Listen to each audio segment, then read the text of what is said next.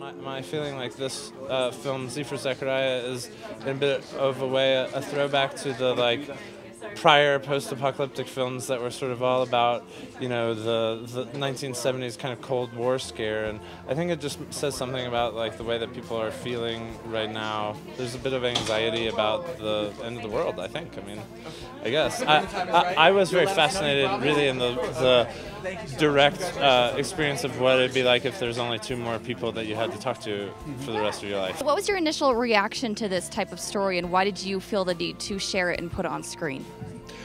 My initial interest and kind of reaction to this story was that it really is about 3 people figuring out how to communicate when they think that they might be the only people left in the world. And it's a film about sort of the end of the world, but that's very much a backdrop of a drama just about having to kind of interact with one other person, and how heightened those interactions can be when you are in a scenario where they may be the only other person alive, which I thought was it kind of heightened what is already normal kind of interaction to a new level.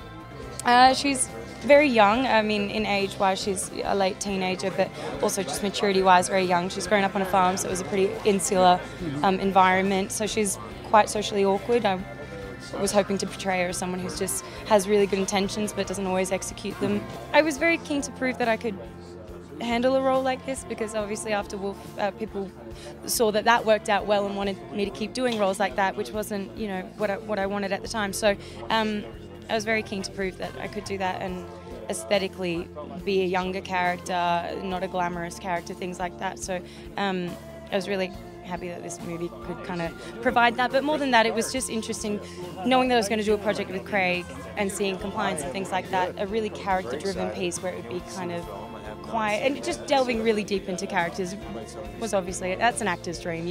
That's the stuff you really want to focus on. I don't know. I suppose this one, because it was a three-hander, it was always going to be about the relationships with everybody else, with Margot and with Chris. And we were just going to have to find it together. There wasn't really, you couldn't declare independence, and just run for the border and see what happened. You had to just completely engage with the other actors and figure out what they were feeling, and just on a day-to-day basis.